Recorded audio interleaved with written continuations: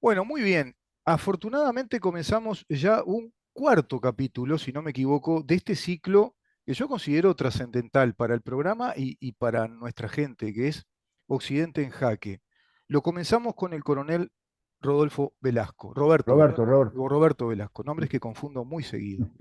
El coronel Roberto Velasco nos da la oportunidad en el puntapié inicial, digamos que de empezar a hablar un tema tan delicado, tan profundo y tan complejo como es esta situación geopolítica actual en el mundo, vinculada precisamente a aquella invasión de Rusia a Ucrania, que hoy se continúa ya en una situación que se ha, digamos, yo digo, cronificado, ya más de un año y un mes y pico ya va de esa invasión a Ucrania, pero a su vez esa unión ya ostensible, notoria, manifestada, inclusive a nivel geopolítico por China y también por países como Corea del Norte y por Irán.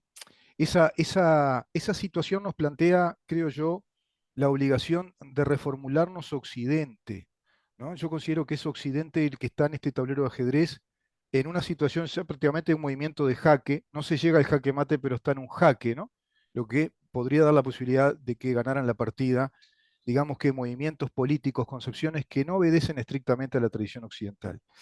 Así comenzamos a hablar este tema con el coronel Roberto Velasco, quien nos da esta oportunidad.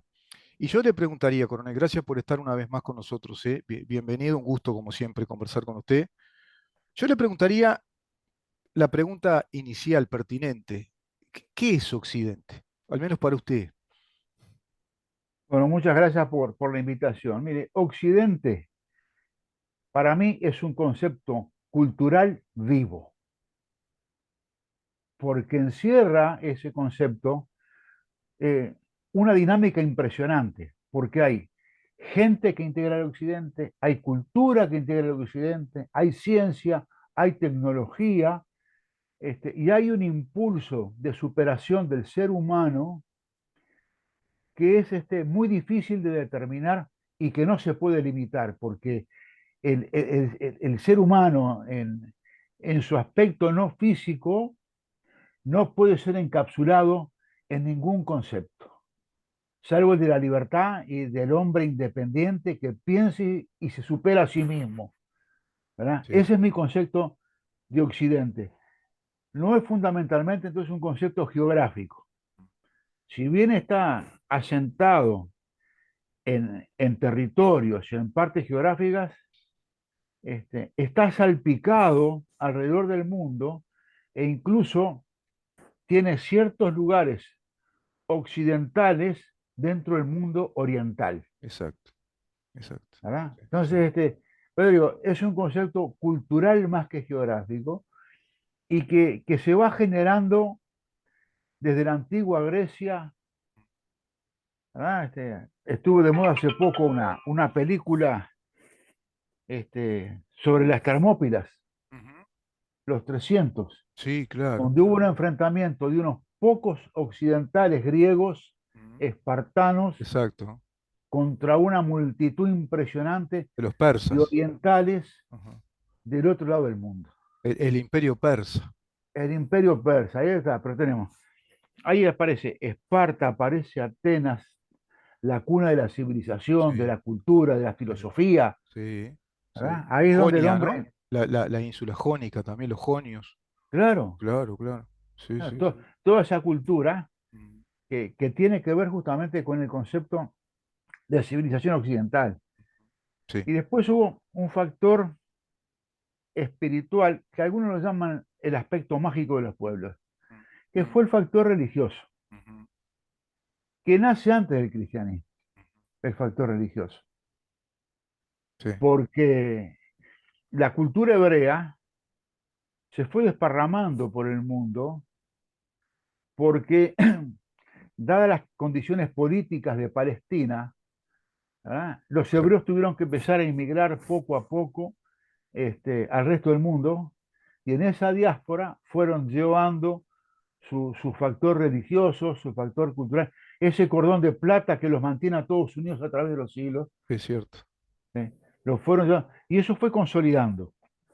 Y después, por supuesto, que, que la máxima consolidación se produce cuando Roma, como imperio, antes de su decadencia, asienta sus redes en el Mediterráneo y empieza a expandir sus conceptos de república, de honor, de pertenencia. sí, ¿Verdad? Es decir, todo el mundo quería ser romano, no sí, importa dónde viviera. es Era un verdad. título nobiliario el Sí. ser romano. El concepto de Eso, ciudadano, ¿verdad? Del civitas en claro, Roma. eso asentó una cultura, esa a la que yo me estoy refiriendo justamente. Esa combinación, coronel, que es extensa, está bueno hacer un rápido repaso histórico así, ¿no? La Grecia clásica, sobre todo la Grecia de los filósofos, yo creo que está enraizándose en Platón, ¿no? El pensamiento Sí, platónico. sí, Hay un libro fantástico de Hannah Arendt que se llama La condición humana, donde ella remite a Platón como, si se quiere, el fundador del pensamiento filosófico occidental, porque nace en Grecia la filosofía como tal, como un sistema racional de pensamiento, como una claro, ciencia, para pensar al ser humano, ¿no? Es decir, es la ciencia del ser, la que busca el ser, claro, eso tan inabarcable que usted dice.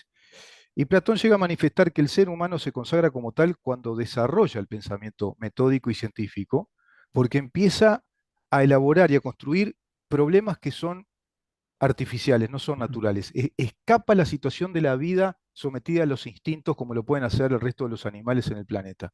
El ser humano complejiza su relación con la vida, con el mundo, sí, y a su vez comienza el desarrollo del conocimiento científico, la tecnología, etcétera. Rápidamente, todo ese pensamiento, evidentemente, de Aristóteles, después, ¿no?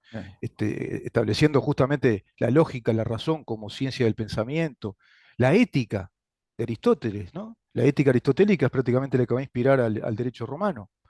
claro, Este, Atravesamos Roma, que es ese imperio, como usted dice, primero república, imperio que consagra la civilización griega, porque ellos fueron colonizados por los propios esclavos griegos y sí, asumen todo el pensamiento griego, traducen todo lo que pudieron de los griegos. claro, Y a partir de ahí se consolidan como una unidad política imperial, creo yo el imperio más grande que ha tenido la historia de la humanidad, por lo menos de los últimos milenios, porque ha sido grande el imperio romano, en tiempo y en sí. geografía, ¿no? Eh, y Hay ahí una base el derecho. filosófica importante, que es el famoso arete que decían los griegos, Mm, que son un conjunto de virtudes y valores mm, que se van trasladando de generación en generación. mm.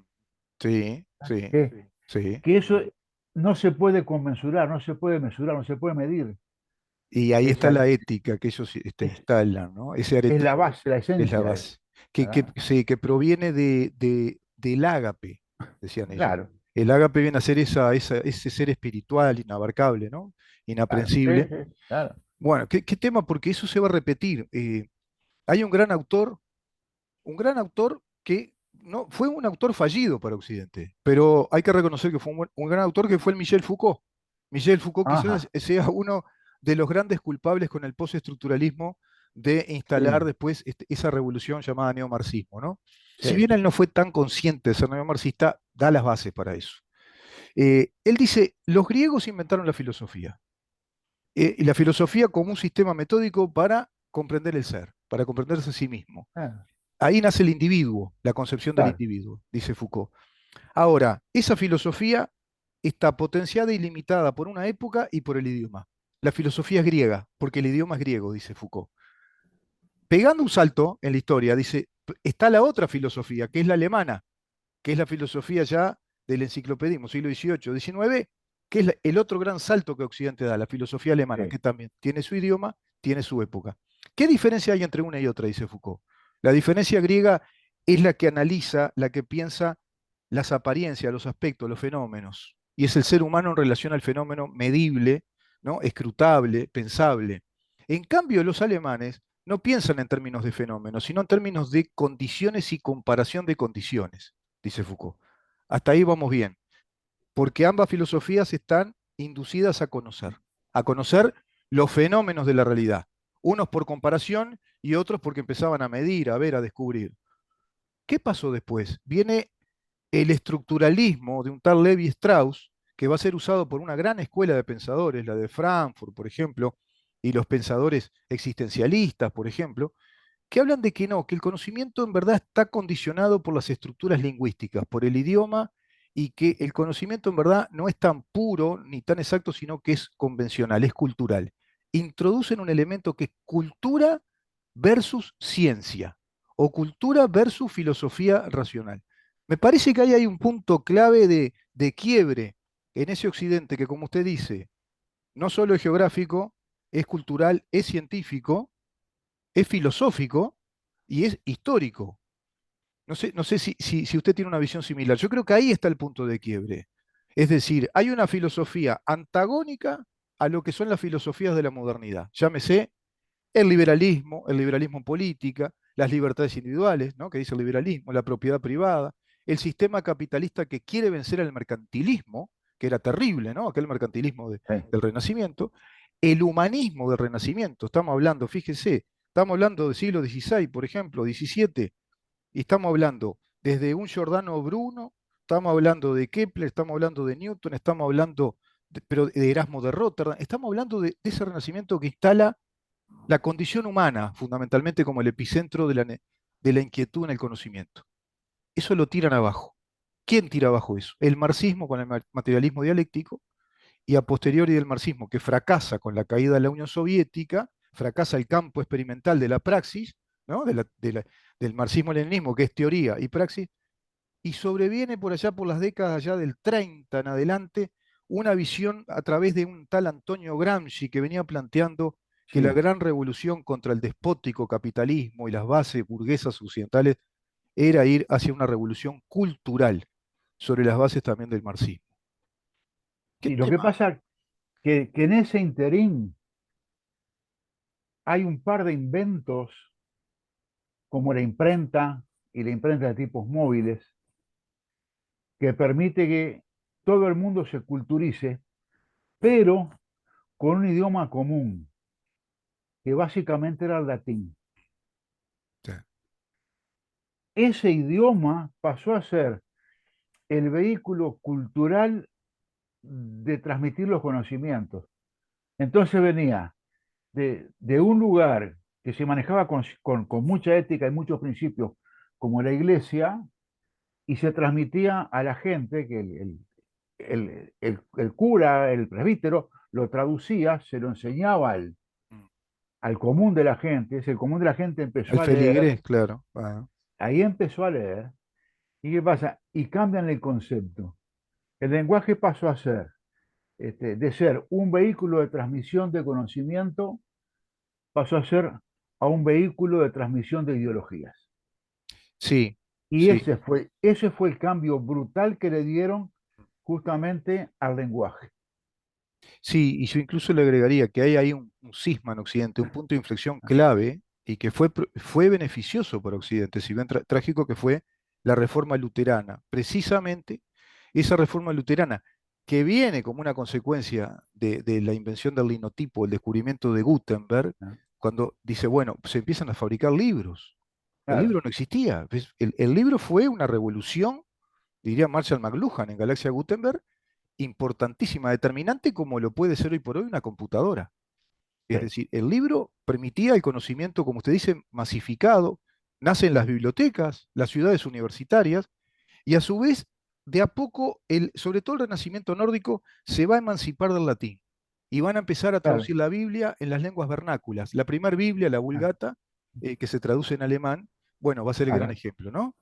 Este, y a partir de ahí se sigue diciendo, porque, claro, esa reforma luterana es muy responsable en materia cognitiva, sí, con sus tabúes, ¿no? Digamos que con sus prejuicios también, muy discutibles por Erasmo de Rotterdam, que fustigó muchísimo hasta la reforma luterana. Pero sin embargo, la humanidad concebía en esa época el idioma, como usted dice, como un vehículo de transmisión del conocimiento. claro. A partir de la década del siglo XX, ya con aquellos primeros trabajos de Henri Bergson, ¿se acuerda? Aquel psiquiatra, neurólogo vinculado a las teorías de la percepción, van a ir trazando el camino hacia una nueva teoría filosófica de un antropólogo, Levi Strauss, que habla de las estructuras del conocimiento a través de estructuras idiomáticas, lingüísticas y Claro, convenciones culturales. Y ahí viene la primera concepción de que el conocimiento está domeñado o está sometido de algún modo a un instrumento que puede ser de poder y de dominación. Cambia el paradigma totalmente. claro, Y, claro. y eso se introduce en las universidades, se introduce. la filología académica, la lingüística, la filosofía epistemológica que va a informar a la comunidad científica, le va a empezar a hablar de esa manera.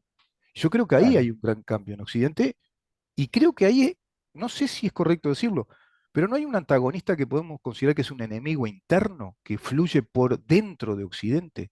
Porque, ¿por qué digo si, no sé si es correcto? Porque es consecuencia de Occidente. Que eso es lo que conversábamos con el coronel Bravo, que después lo vamos a tener en otro capítulo, que él me decía que hay muchos occidentes, habría que ver, hay una miscelánea de occidentes. Y yo le decía que no, yo no comparto esa visión, por ejemplo, de ciertos historiadores. Yo creo que Occidente es lo que estamos hablando con usted, tiene un hilo conductor que nos explica, ¿no? Un hilo histórico conductor de su tendencia hacia dónde quiere ir. Pensamiento claro. racional, científico, el idioma como un instrumento o un vehículo de expresión del conocimiento y de transmisión del conocimiento, y no el idioma como un elemento cultural. La cultura es débil, es lábil. Hoy tenemos un momento cultural, mañana hay otro, ¿no? La cultura no Claro, es ciencia. cambia con el devenir del tiempo. Fíjate, Claro, hay dos ejemplos paradigmáticos del tema del idioma. sí, Uno es Hitler, sí, que era un orador brillante, sí, espectacular. Aunque usted no sepa alemán, escucha un discurso de él que está en YouTube y le hace hervir la sangre. sí, sí, sí, Te es mueve así, todo. es así. Y el otro es el Duce, También un gran orador, un gran orador y que les dio un objetivo a llegar a una Italia deprimida sí, de renovar el viejo imperio romano. exacto, ¿Verdad? Entonces, exacto, eso lo transmitió con el lenguaje sí, y pasó a ser paradigma de cultura de los dos pueblos, sí, es cierto. ¿verdad? Y le agrego un Eh, tercer ejemplo, que también fue un gran dominador del idioma, un gran orador, que es el que puede contrarrestarlos, que fue Churchill, Winston Churchill. George, sí, brillante. Esa película de la hora más amarga, la hora más Oh, oscura, fa, es espectacular. es espectacular. Lo pinta Fa, de cuerpo entero, es espectacular. Sí, sí, sí, sí, sí, sí. un gran orador. Un gran orador, ¿eh? Pero ¿sabe lo que pasó? Churchill no, no se adueñó de la masa. No, Churchill la llevó al esfuerzo para sobrevivir Inglaterra. Termina la guerra y después no lo votan, no, claro, no lo votan ¿verdad? después. Porque él no se adueñó de la masa. Él movió a los ingleses para mover aquella fibra Mm, del nacionalismo británico, del imperio británico del siglo XIX, sí. para confrontarse a un gran enemigo que tenía. Lo Pero remite al después, siglo XIX y a la época isabelina, y en ese siglo claro, XX él estuvo a la altura de la situación de emergencia que tenía claro, el Imperio Británico, ¿no? claro, Un personaje muy particular, Churchill, porque él fue sí, ahí el personaje clave, que además él se pone en el bolsillo a la clase política que estaba en contra, porque Chamberlain sí, y toda aquella masonería británica no lo querían para nada. para Era la nada, oveja negra, era un claro, whiskero alcohólico que fumaba unos habanos así, y era medio sí, loco el tipo, ¿no? Pero sí, sí, sí, era pero era brillante, brillante. sí, Cuando viene Chamberlain de la reunión con Hitler en Alemania, que le ceden la Renania a los alemanes, sí, le dice, Churchill le dijo, dice, fuiste a buscar la paz o la guerra. Y claro. ahora viniste sin la paz y con la guerra. No trajiste nada, le Y dijo. sí, tenía razón, Ahí tenía razón. tenía razón, Y sí. ahí lo van a buscar a él, Sí, sin duda, para que sin salve duda, Inglaterra, ¿no? sin duda. Esos discursos son maravillosos. Sí, sí, Yo sí, tengo sí. algunos, algunos discursos de Churchill en casete, da gusto escuchar. Sí, ¿no? Claro. Sí, sí, sí. Se va en CD, no en caseta. Él A tiene veces, además la brillante idea de inaugurar lo que después van a ser las cadenas de prensa de los primeros ministros presidentes, porque él claro, arregla con la BBC de aquel entonces que lo transmitieran a las radios de todo el pueblo británico. sí, Eso fue, sí, porque ese discurso se lo da al Congreso sí. británico para ver si conquista la clase política. Ah, Sin embargo, él con mucha habilidad política lo hace masivo ese discurso y todo el mundo en sí, sus casas escuchando la radio el discurso del primer ministro. claro. Sí, sí, sí, Qué película además, ¿no? Brillante película. sí. Ahí tenemos tres ejemplos claros de lo que es el lenguaje y el orador cuando expresa las ideas y convence a las masas y las lleva. Dos Como contra los decía, proyectos occidentales y uno defendiendo el proyecto occidental. Y acá occidental. podemos ir, coronel, básicamente definir, si tuviéramos que definir Occidente desde el punto de vista filosófico, pero desde la filosofía política, de la filosofía de las ideas políticas, económicas y la filosofía humana, ¿cómo lo podríamos caracterizar Occidente? Yo lo caracterizaría con el binomio que es el ser humano, Ujú. ¿verdad? Porque el ser humano es un binomio, es lo que nos hace diferentes.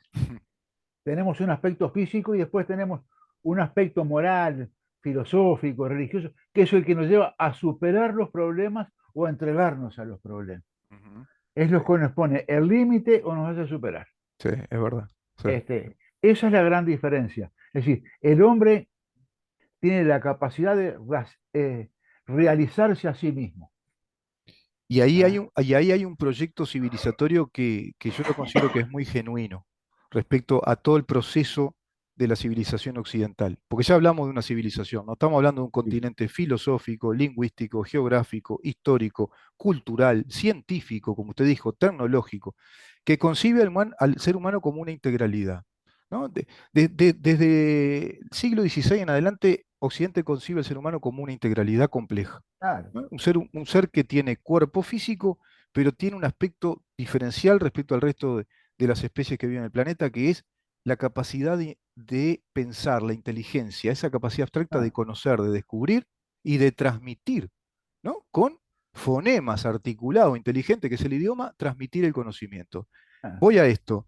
Consecuencia de todo ello, creo yo que ha sido el desarrollo del pensamiento liberal que se da en el siglo XIX, con nombres propios, Benham, Spencer, John Stuart Mill, el propio Adam Smith, inclusive Montesquieu, cuando él se formula en su prefacio de la obra El espíritu de las leyes como un liberal clásico. ¿Qué quiero decir con esto? Que se construía en Occidente una filosofía que concebía al ser humano como producto de sus libertades. La libertad es libertad, dice el liberal, si es individual. Si no, no es libertad. No hay libertades colectivas, no hay libertad de naciones. Las naciones son consecuencia del conjunto de los individuos que libremente están cobijados por un Estado de derecho que les permite su desarrollo. Kant, por ejemplo, en el breve ah, Tratado sobre la Paz. No sé si en eso coincide. Yo creo que ahí está el proyecto genuino, por supuesto, después con su modelo económico, que va a ser el capitalismo, es decir, los estudios matemáticos, científicos de cómo se comporta la economía para la producción de riquezas, porque evidentemente son escasas, hay que producirlas, quién las produce, cómo se ujú, producen, ¿no? Y evidentemente un sistema político que nos cobije en esas libertades, la democracia. ¿No? Libertad de partidos, libertad electoral, el sufragio universal, las libertades, ¿no? Libertad de reunión, de pensamiento, de asociación, de emprendimiento, la libertad de tener propiedad privada, la propiedad privada claro. y la vida, como nos dice el artículo 7. Vamos a leerlo si le parece y le doy la Ah, palabra. El bien, artículo 7 yo creo que es el resumen léalo. perfecto del concepto político liberal de Occidente que considero que está prácticamente en jaque. Yo creo que Sí. es un concepto que no se lo ha entendido. Dice el artículo 7 de nuestra Constitución, los habitantes de la República tienen derecho a ser protegidos en el goce de su vida, honor, libertad, seguridad, trabajo y propiedad. Claro, le sacamos algún factor de esto y la vida humana no vale nada. Una vida, No, primero, sin vida no es vida, obvio. Sin honor no es vida. Sin libertad no va a tener ni honor ni va a ser una vida honorable. Sin seguridad y tampoco se puede. no llega a Eh, ningún lado. y sin trabajo no va a tener una Tampoco, vida honorable tampoco y no va a llegar a ningún lado. tampoco. Y si no tiene propiedad, tampoco, no es dueño de su propia vida. Claro, pero que aparte es el esfuerzo natural del individuo. Claro, claro. Yo me acuerdo cuando estaba en el interior, ¿qué hacía un muchacho? Ingresaba al cuartel, se compraba el terrenito, después empezaba a comprar bloques, a hacerse su casita, atrás de la casita hacía una quintita. Tenía un tío este, que había sido soldado, después era chofer de cuando llegaron los trenes articulados, Ajá. que se había comprado un terreno en el kilómetro 1,5 camino del Andaluz. Mm, Y él con la señora, era mi tía, mm. iban a trabajar todos los fines de semana, Claro. con la casa aquella que era el plan económico, Sí, sí, y sí. se hicieron la casa de 2 dormitorios, living, comedor, comedor diario, cocina, baño. Y atrás tenía un terrenito, tenía gallinas, Ah, plantas. Yo iba a pasar las Semanas Santas allá, era feliz. Claro, claro. Porque iba allá y lo ayudaba a trabajar en la quinta, le iba a comer a las gallinas. Conoció otro mundo que era completamente diferente y muy sano. Muy sano, qué Muy sano. maravilloso lo que dice. Mi papá Claro, estuvo claro.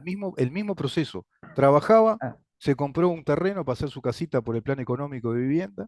Fue la claro, primera casa que tuvimos como familia con mamá. Todos los fines de semana iban a trabajar con mamá, que le iba a ayudar, claro, sí, con un sí, gran sí, amigo sí, que tenía, que era un albañil, una persona maravillosa, que era el que sí, le sí, instruía. Y armaron el plano económico aquel y una casita con fondo, con parrales también, con claro, césped. Ponían también sí, animalitos. sí, sí, Una sí, época realmente claro, muy, muy sana, ¿no? Muy sana. claro. Y Pero bueno, ese espíritu del individuo ahora serán apartamentos, serán un montón de cosas, pero ese mismo espíritu es el que se mantiene. ujú, sí. El individuo, el pater familia es el que trata de asegurar el techo para su prole, su esposa y sus descendientes. Y eso es muy Ese gran romano. esfuerzo que, claro, ese gran esfuerzo que hace todo el mundo. Claro, claro. Aparte es natural, es Es lógico. natural, es Ah, natural. claro, Los romanos tenían clarísimo eso. Estaba leyendo un libro el otro día de un eminente filólogo italiano, Nicola Nardini se llama, es profesor en Oxford de latín, ajá, ¿no? Y yo creo que tiene razón, ¿no? Yo ahora me puse a leer un poco el latín y digo, tengo que estudiar latín, hay que estudiar latín.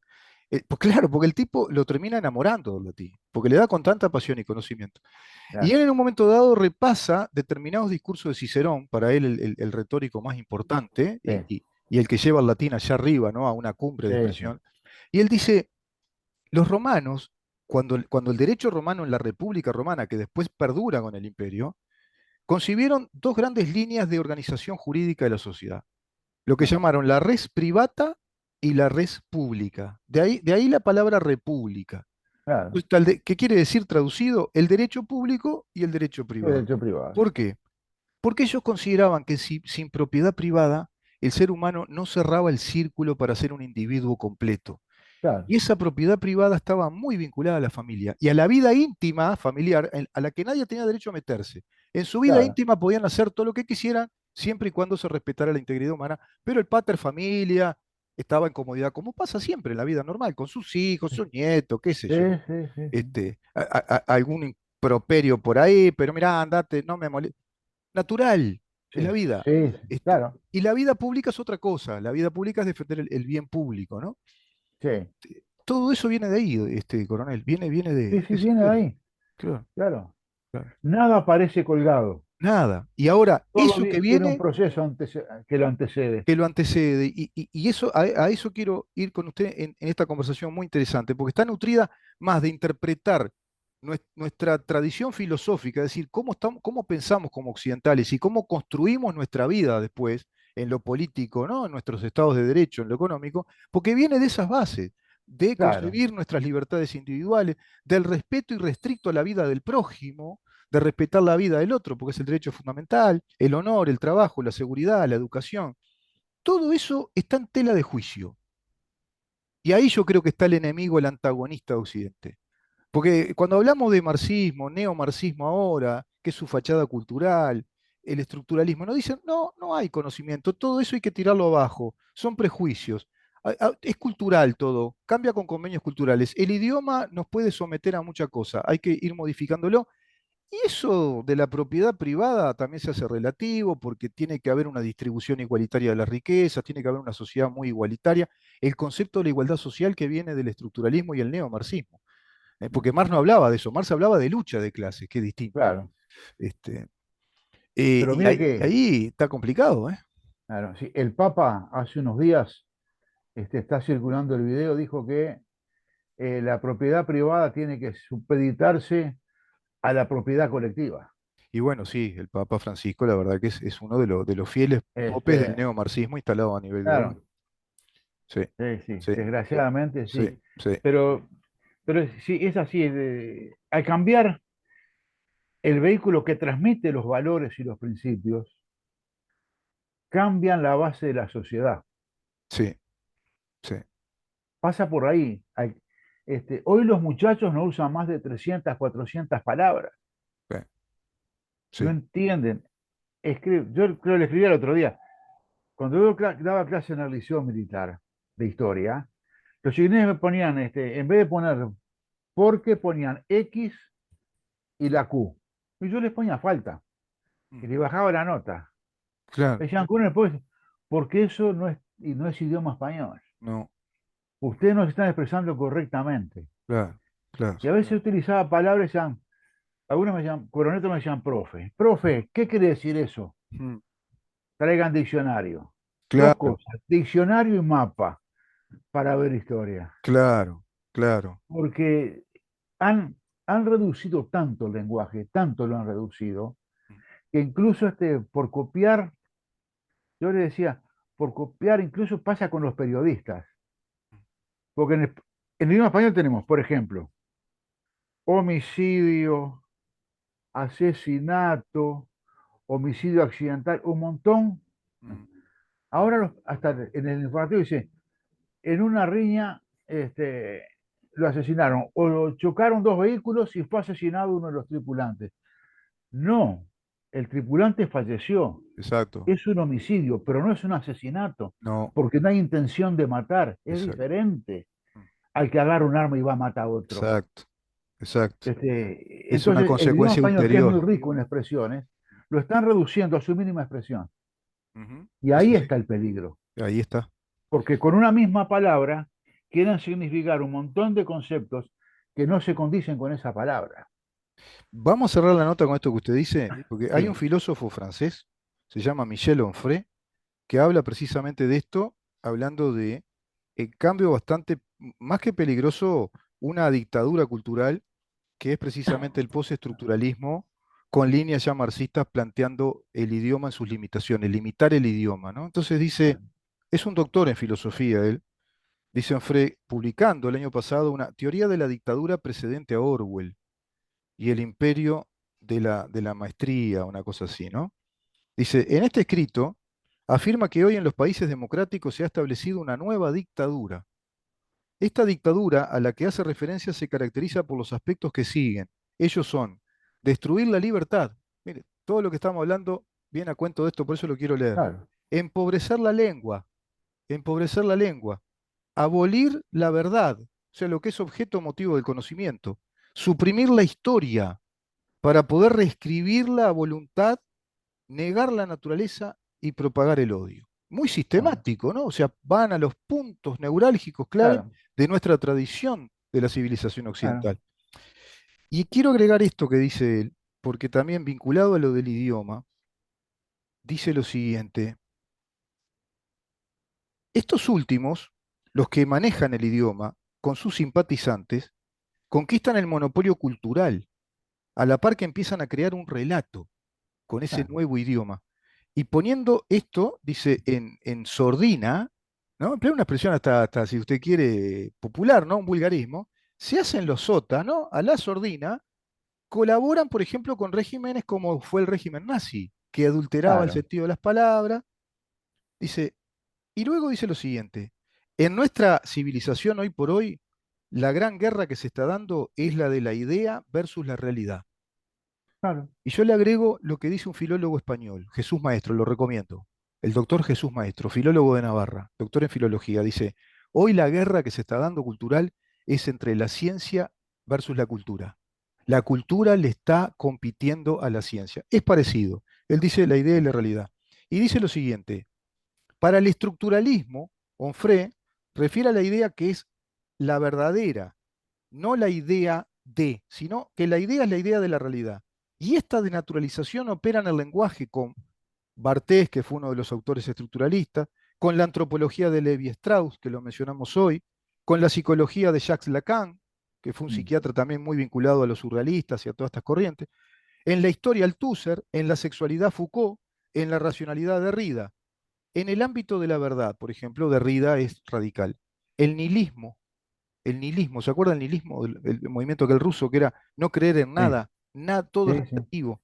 Dice, el nihilismo de constructivista reemplaza al materialismo dialéctico del marxismo clásico. Ellos reemplazan ese materialismo dialéctico, introducen directamente un estado de sensación de que nada importa, que todo es relativo, reducen el lenguaje, hacen un holocausto con la historia de nuestra civilización, rompen sí, con eso y dicen hay que rompe, partir de claro, cero, hay que hacer todo de nuevo. claro. Está bravo, ¿eh? Y estamos en Es ese... difícil, es duro, pero fíjese que ellos hacen, lo opuesto con sus líderes. Si usted se fija Mm, en el presidente de Frente Amplio, por ejemplo, y en el presidente del PIT-CNT, mm, se expresan de una forma correctísima y plantean la idea, aunque sea falsa, mm. con una tranquilidad pasmosa.